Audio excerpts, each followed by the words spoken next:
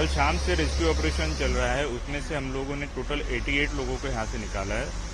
88 में से 14 लोग जो है वो डॉक्टर ने उनको मृत घोषित कर दिया है। बाकी 31 लोगों को डिस्चार्ज कर दिया है और कुछ लोग जो है अभी भी हॉस्पिटल में एडमिट है। रात को हमें 2 बजे जब ये हाइड्रोलिक क्रेन की सहायता मिली तो क्रेन के सहायता से हमने 3 गिल्डर को उठाया था और 3 गिल्डर के नीचे हम लोगों ने जो 4 व्हीलर्स है 4 व्हीलर्स में दबे हुए 9 बॉडीज को निकाला, जिसको डॉक्टर ने फिर मृत घोषित किया।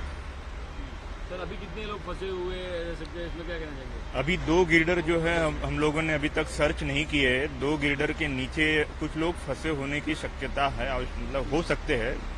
तो वो 2 गिल्डर हम लोग हाइड्रोलिक क्रेन के सहायता से उठा रहे हैं और जो क्रेन से सहायता से उठ जाएगा उसके बाद हमारा सर्चिंग ऑपरेशन शुरू होगा। फिर सर्च के बाद पता चलेगा कितने लोग वहाँ पे और फंसे हुए हैं। तो और कितना समय लगेगा सर्च ऑपरेशन और क्या क्या तकलीफें आई सर्च करने के लिए? एक्चुअली ये मेटल है, मेटल को कट करने के लिए हमारे पास गैसोलीन कटर है और ऑक्सीफ्यूल कटर्स है, लेकिन हम लोग उसको यूज यहाँ नहीं कर सकते क्योंकि यहाँ पूरा पेट्रोल और डीजल है। अगर हम उसको यूज करेंगे तो फायर का भी चांसेस, एक्सप्लोजन का भी चांसेस है, इसलिए हम लोग जो है मैन्युअली सब काम कर रहे हैं और हाइड्रोलिक मशीन्स का यूज कर रहे हैं। काय बोलायचं आता काय रेस्क्यू किती बॉड्या काढल्या?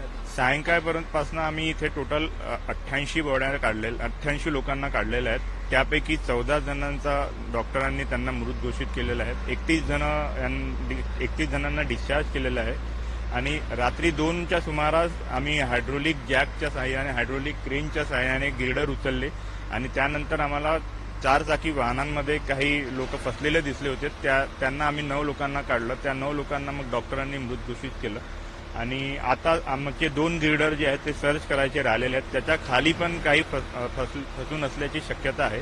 ते 2 गिल्डर आम्ही हायड्रोलिक क्रेनच्या सहाय्याने उचलणार, त्यानंतर एनडीआरएफची टीम तिथे सर्च करणार। किस तरह का परेशानी हुआ मतलब रेस्क्यू ऑपरेशन के उसमें क्या करेंगे मराठी में?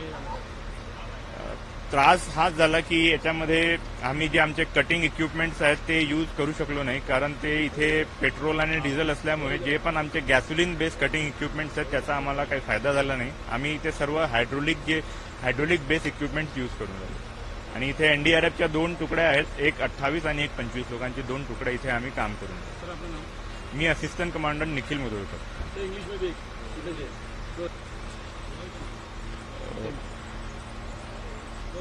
After receiving a call from BMC, we reach here and start our rescue operation. In that, total 88 persons we have recovered, in which 14 were declared dead by doctors and 31 are discharged by the hospital.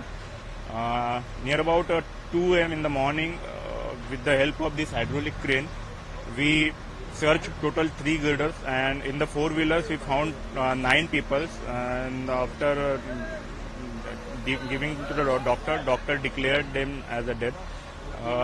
Problem with the situation is that we are not able to use our gasoline based cutting equipment as it is a petrol pump, and we are total 2 teams here, 28 and 25. Thank you.